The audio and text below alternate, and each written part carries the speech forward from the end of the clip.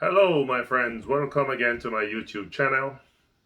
I'm Stephen Williams, and today I want to talk to you about the whole idea of how I turned $13,000 into $300,000. I kid you not. Here we go. First of all, I am a Jamaican. When I came to Canada, I was lucky to have a friend who told me what are my best moves having relocated from Jamaica to Canada. And so he told me that first of all, you need to build your credit. And by building my credit, I will be able to borrow money. And so, he told me to do is make sure I have a savings account with the bank.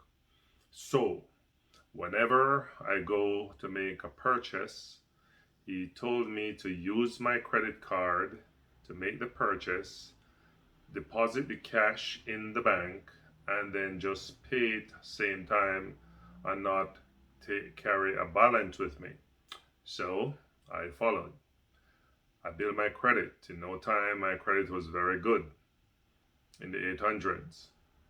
And so I also saved some money when I worked. I, at the time, only needed 5,000 Canadian dollars. No, definitely not Jamaican. I needed $5,000, I was told, to pay down on a house in those days. That's in 2009. That's 11 years ago. Anyway, so I saved to that $5,000, and I also saved up to $13,000 in total to be able to pay down on my house. I paid 209. I borrowed, I should say, $197,500 to be exact. That was what I was qualified for. So I borrowed $197,500 to buy a condominium.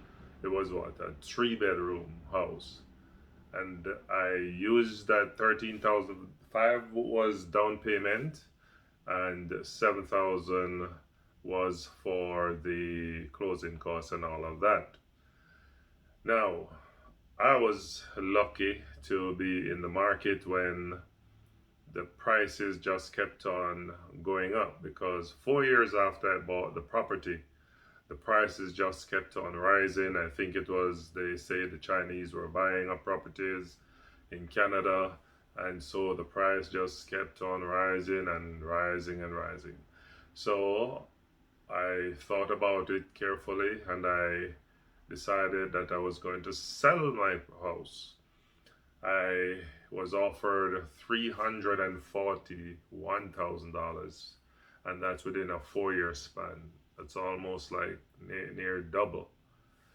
So I accepted the offer for $341,000. I paid off the bank what I owed them, and I netted $147,000. Yippee! And having done that, I used $7,000 as my spending money, because you gotta enjoy some of your money. Don't let anybody tell you just save, save, save. No, we're not here. We're not here as permanent fixtures on God's creation. We all one day will pass away. So you gotta enjoy some of your money. So I took $7,000. I went to Florida to have a nice time with my in-laws. But back on track. So I paid out the bank, and then I had $140,000.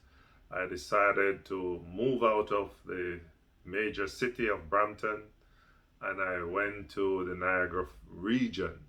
There you could get houses at that time for like $120,000, $140,000, and I Immediately got a house for $140,000. It needed a lot of fixing up. It needed a roof, needed the windows. It had no AC. The flooring need to be done. So many things need to be done, but I didn't watch that. It was livable, so I move in and I take my time. I fix the roof. I installed AC. I did the flooring, changed out all the windows, and I enhanced the property. And today that property is worth over 300 and maybe $20,000. And if I want to hold out, I can get more. So the point I'm making is real estate is a very powerful way to reach our financial goals, because a lot of people think that working 9 to 5 is the only way to make it. No, you can do some things that will change your situation. So when you see an opportunity, don't be afraid to take it. If I was afraid of losing my house, and as I talk about that, one of the worst things that can happen to us in life is for us to become too comfortable. When you become too comfortable, you become complacent. I could have stayed in Brampton and said, I'm just going to pay this mortgage for the next 25 years. And yes, I would have a lot of equity because the prices have skyrocketed in Brampton. But at the same time, I would have a debt to pay. Today, I don't have that debt. And so the next thing I want to say to you all is, don't depend on the government. Do not depend on the system. Most people can tell you who have retired that the money they are getting from the government is a crying shame and disgrace, because I've heard of people getting $600, $1,400, and that's two pension, old age pension and the CPP, Canada Pension Plan. And when you combine that two pension, it cannot even pay a proper rent. So they are leaving people out to starve to death. So most people who claim that they have retired, they have to still be working. So if you don't do little stuff for yourself and you just decide that you go, oh, I'm going to work hard. Hard work is not the way, because most people will tell you they work hard all their lives, all their lives to reach their goal. And when you check it out, the hard work, they don't pay off, because most of them, when they reach old age, what they're given is a crying shame, as I said before. It just doesn't add up. So the secret is, look out for opportunities. Don't become too comfortable. Don't be afraid to make your life uncomfortable by moving, by relocating, by going somewhere else in another small town, anywhere it is. Because we don't all have to be in Toronto and Brampton and the GTA. Some of us can branch out. And the good news is I see a lot of people doing that, because in this small town, oh my God, when there was a time you barely see any cars here. Now it's traffic jam on a daily basis, even when it's not prime time. So people are wising up. People are leaving the big cities to go out in the suburbs. And the beauty also about it during this time is that people are learning that they can work online wherever their work is. They just do their work online and they are good. And that is an added advantage, so they don't have to worry about traveling to the job in Toronto, a 2 hour or hour and a half journey. So my friend, if we don't look out for ourselves, the government not going to look out for you. I tell you that. I assure you that. The government does not look out for people. What the government does is take from us. I'm not saying sometimes they don't give, like if you're on a disability or welfare, they'll give, but God never knows. The little that they give, it's an insult, because nobody can practically live off what government gives people to live off. It's just unheard of. And yes, they're subsidizing you, but the problem is government also takes a lot from people and make them poor by constantly taxing and taxing them and taking from them and all of that. But anyway, that is not the point. The point is we can achieve our goal, our own financial goal, if we make the right moves. Don't be afraid to root up your life. Don't be afraid to change. Don't get attached. Don't get attached to any asset class, whether it's a car, a house, whatever it is. Don't get attached. You see, oh, I can't sell, oh, I can't move. No, don't be afraid to let go and go somewhere else.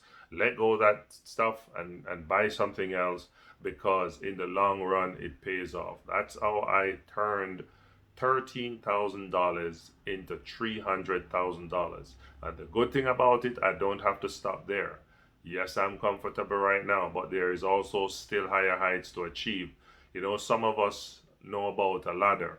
In terms of a ladder, you can climb 2, 3, 4 steps, but the ladder sometimes has 20 steps. Sometimes you are like on the 5th step and you get comfortable and say, I don't want to go further. No, life, it is dependent on you and me, not others. Others don't care. Others don't look out for you. You got to climb the ladder by yourself, put out the effort, and know that don't become comfortable at the bottom of the ladder.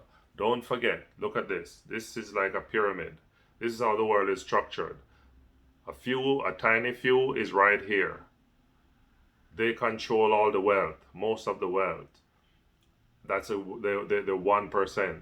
The 99% of us is down here, struggling at the bottom, at the pyramid, struggling, trying to get up. 1 and 2 of us may be lucky and get up to the top or midway, but it all depends on us. The system is so designed to keep us at the bottom of the ladder, at the bottom. And if you sit and take your life for granted and allow time to pass you by, and you don't strive to be at the top of the ladder, I am really sorry for you, because something is not going to work out. I see a call coming in. Thank you very much for listening. Until I do my next video, please remember to give me a thumbs up to support my channel and to help out the YouTube algorithm. I have over 22,000 subscribers, but I noticed that my views are very, very small. But I am still thankful for those of you who take the time to watch and like my videos. Sometimes 60 people watch my videos and I will get like 7 likes, and I'm saying like, wow. Don't be so mean, guys. Give me a thumbs up, man. I'm trying to help you, so help me out. It's one hand wash the other. Yeah? Click the like button. Click subscribe. There's a little bell just below and beside the subscribe button. Click that button. Click all, and you'll get all my videos. Alright? And also remember to leave a comment and share. Tell me what you think about what I have just said. Thank you very much. Until my next video. Bye-bye.